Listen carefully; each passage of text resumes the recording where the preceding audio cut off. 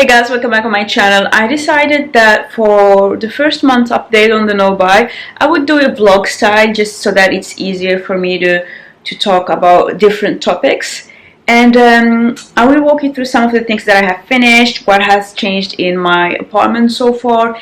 But I will first start by sharing very good news in that I have a new shelf. So let's go to my bathroom and see the new shelf.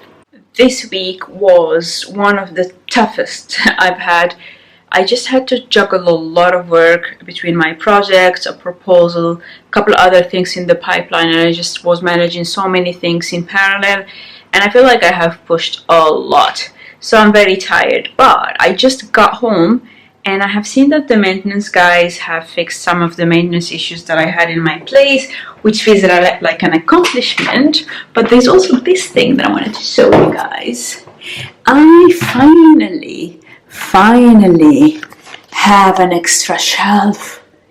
This is exciting. So what I'm going to put in here is essentially all the things that I rarely use, but it's just extra storage that I'm really excited about. I also, since having started that no buy and we're almost a month in, I already have this bit that is actually almost empty. Like, I have this storage thing. This is an empty pack. This is an empty pack. So yeah, I am seeing progress in just starting to have everything organized in one place. So I'm very, very excited about that. Although I'm extremely tired, I'm going to organize my little storage. I'll probably do it tomorrow though, because I'm really tired. Right, so I'm feeling a bit better. Still tired, but it's the next day. I managed to go to an event that was organized by the Moroccan Embassy and Ministry of Tourism, where they were introducing some artisanal things. So I posted about it on my Instagram. But I also had a bit of time to start organizing my little storage here. I have put all of my sun products in there, but I don't know, I kind of eventually want this to feel almost like a store. So I want that feeling of not having a lot of crowded things, but I'm pretty happy with how it's looking right now. Right, so that shelf is gonna be work in progress. I'm still getting things from inside my room to there. I'm going to also reorganize my makeup section. I also will have probably a couple of things to take from my storage and put in there. But now let me show you some of my empties and just walk you through that a little bit. Alright, so let's do that vlog style. If we start with face products, I am trying to finish many face creams before buying a full-size one. This is a moisturizer from Clinique. It's the Moisture Surge Intense. I thought it felt not very moisturizing. It has a gel-like texture. I use it as a day moisturizer, but for some reason I almost always felt like it left my skin needing something afterwards. So while it plumps your skin immediately, within 5 minutes, right by the time I want to apply makeup, I just feel like it's not enough. So that's not something I would repurchase. So yeah, I finished that. And then I started using up some samples of the Origin Ginseng. Honestly, I no longer like Origins. I think part of it is because I had a facial. Whoopsie. I had a facial at one of the, at Peter Jones. And I had a breakout right after. And since that happened, I started noticing that they have a lot of fragrance in all of their products. I'm not sure whether this fragrance is in just the ingredients, but I just realized I just don't like this. It's always full of either alcohol or fragrance, and it just doesn't feel luxurious enough. So I do have a few more samples of this.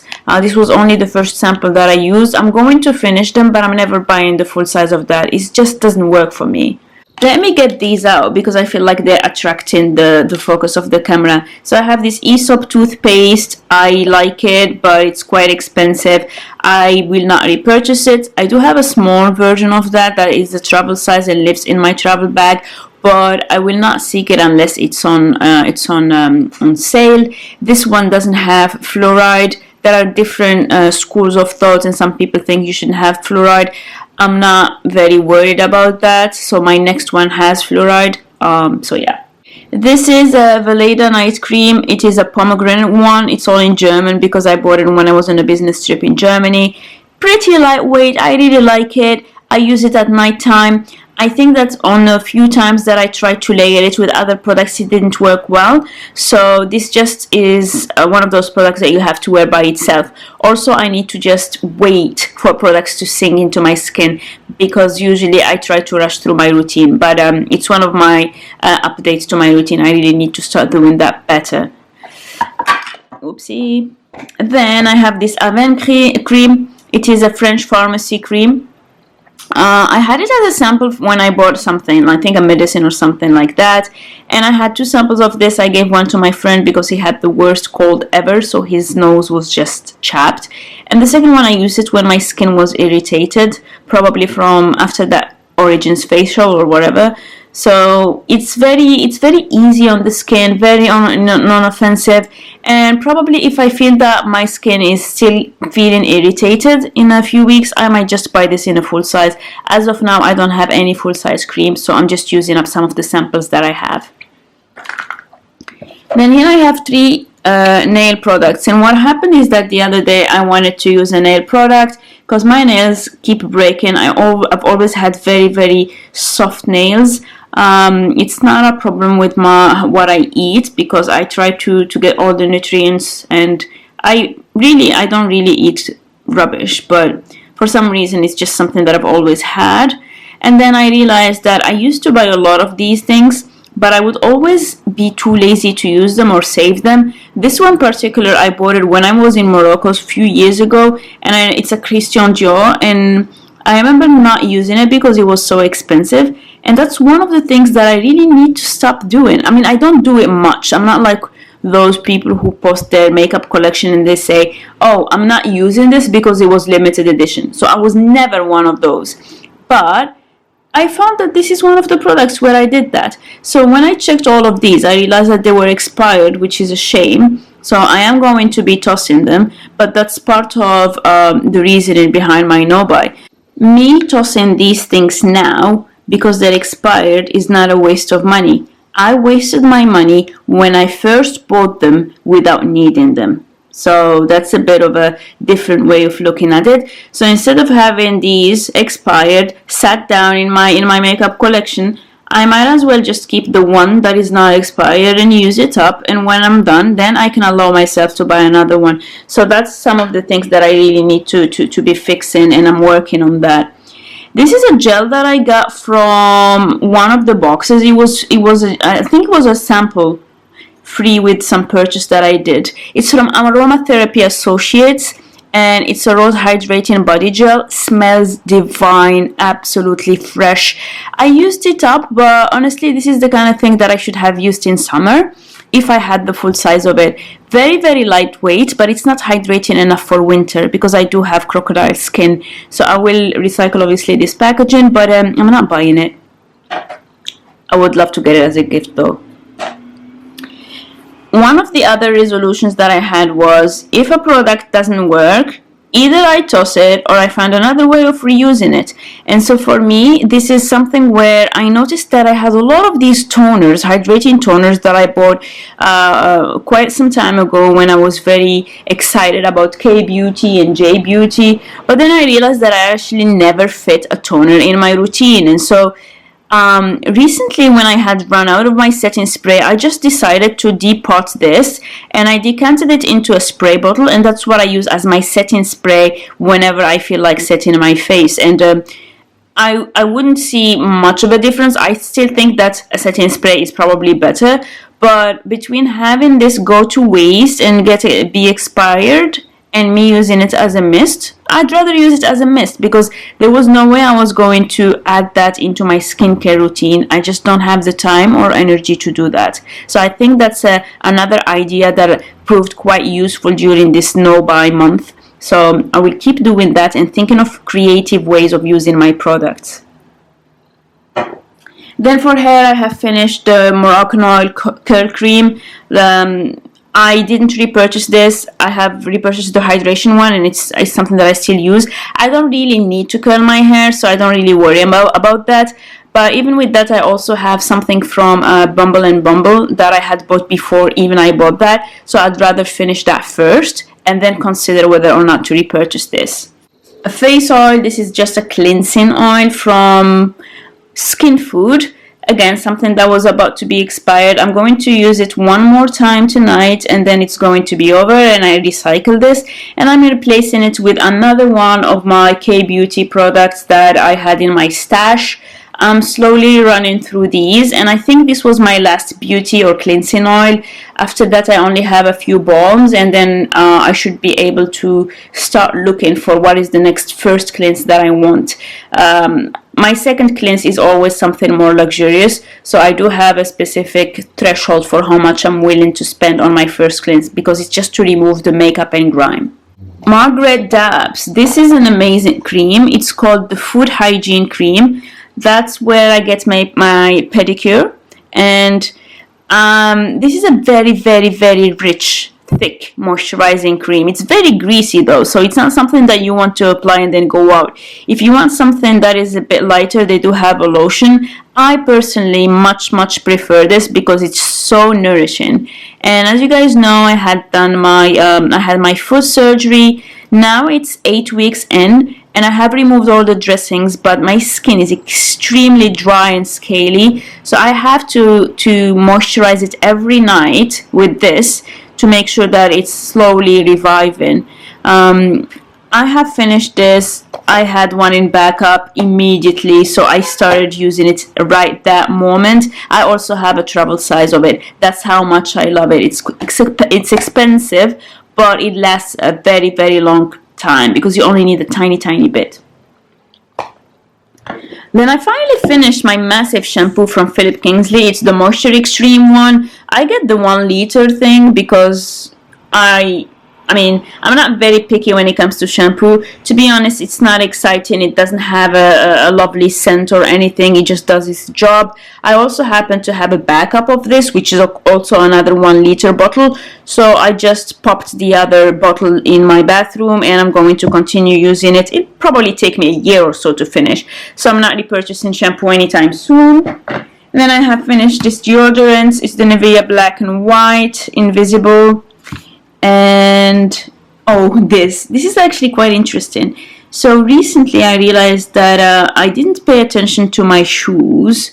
I wasn't really taking good care of them, and part of what I want to do after I do the second surgery is also get very, very nice shoes. It's always been one of my dreams, you know, to get shoes that are not really orthopedic. And this is just a leather cream that I used to apply on my shoes when I was in Morocco. It's from misc. It is quite expensive if you compare it to normal shoe wax, but this one was done and completely dried out. So within my no-buy, one of the things that I actually had to repurchase was the leather cream. I will show you in a bit what I bought to replace this, but actually I had made the purchase way before the year end, but because of Christmas and the New Year, etc., it only arrived mid-January, although I had ordered it in December. So I did have a couple of these things arrive later. This is a plastic piece that I had with my toothbrush, my Oral-B toothbrush, and it's meant to be something where you sort all your tooth heads and you put your little toothbrush holder in here. And I'm like, I don't need this. Why would I want to display all my toothbrush heads? Like, nobody needs that. So that's definitely something I'm putting in recycling, because it's sometimes you have these pieces that are completely useless and purely for display or marketing purposes, but it just doesn't make sense for my lifestyle. And then I had a couple things that I wanted to mention that were really important for me in this let's say period. So I've been enjoying a lot the Sultan things, because I had a visit from my friend and she brought me quite a few of these. So I was very, very happy about it, super excited. I had a very rough spot with after my surgery. I eventually realized that the head nurse might have made a slight mistake where they forgot to give me one of my most important medicine for pain, and that kind of explains why the level of pain that I felt was just unbearable. But I kind of survived on paracetamol and ibuprofen, so I wanted to show that. And the other thing that I did I have mentioned this website before. It's not sponsored. I always pay and they don't even know I exist, just so that we get it out of the way. But what happened is that after my surgery, I also ended up having a very bad cold, because my immune system was, let me just turn you, you don't need to see the thing for that. My immune system was completely shot. I was tired. I had, a few broken bones because it's part of the procedure. And on top of that, I got that cold, and it was sad. I was bedridden. And so what I had done during that period, because I couldn't do much, is that I just started thinking what it is that I can do differently, such that I don't get as sick in the future, especially that this cold and flu season has been really rough, at least here in London. And because I have been taking public transportation, I go on the subway, people cough in your face, and I just can't afford to. Oh, I have lots of parakeets. Do you know what parakeets are? I only learned about that. Okay. I don't know if you can see them. It's the two green birds. Parakeet, can you say something, please, so that they don't think I'm crazy? Nope? No. Okay. Fine. They're not talking. Oh yeah, it's going somewhere. I haven't changed the water in my in my lilies, so they're starting to die slowly, and I need to also change the water there, and I need to put my little succulents in these bits. But fine, we're getting there. So again, I was feeling a little bit under the weather, and I felt that I was pretty vulnerable, especially because I have been recovering from my surgery. So one of the things that I read about is these zinc things. So there are different brands that do them, but essentially when you're about to get a cold, if you suck on zinc, normally it helps you not get it. There are also the emergency things. Lots of people swear by vitamin C. You can also have a lot of ginger and everything. So what I did is actually, I was so sad at that moment because I was really down and I was in pain, and then I had the cold. I built a cold and flu kit. So I went to the pharmacy. I also had to go to the pharmacy quite a lot because I needed to get my pain medication, also my different surgery dressings, etc. And I built a mini kit in my medicine cabinet, where every time that I'm about to get a cold, or if I get a cold, I actually have everything that I need. And that has helped really cut the time that it takes me to recover. So today is one of those days when one of my colleagues had a cold, and then I felt that I was coming down with that. I'm just looking at the parakeets because they never come to me. But they're pretty noisy. I'm just surprised because now that I'm filming, they're not saying a thing. But usually, sometimes they come at night and they just make all that noise. And this is the first time that I actually see them during the day. But anyway, what was I saying? So I made that kit, and although it's one of those things that you can see on Instagram that moms post when they do their organizing posts, etc., the sick kit, I think it was quite useful. So I'm very happy with that choice. Now, this video is very long, but as I said, it's a vlog style video. Wow, that's dark. So let me show you my little, oh my god, my room is a mess. Let me show you the things that I got to take care of my shoes. So these are the things that I had ordered back in September, in December, sorry. And they arrived. So it's from a brand called Saphir, which is French. And yeah. So I'm going to start conditioning my shoes, really taking care of my shoes. This is the laces for this thing. And I think it's a whole art, taking care of your things and feeling that they are, very useful and that you use them through the life of that product. I also have my bag, which is a bag from Cezanne that I had bought a couple months ago, and I've been wearing every day. And one of the things that I'm going to do is that I'm also going to start moisturizing and conditioning that leather. So I think that also part of doing this snow buy is me being a bit more aware of how important it is to take care of your things, because I think when you have too many options for things to wear or to use, etc., you don't necessarily pay attention to the longevity of them.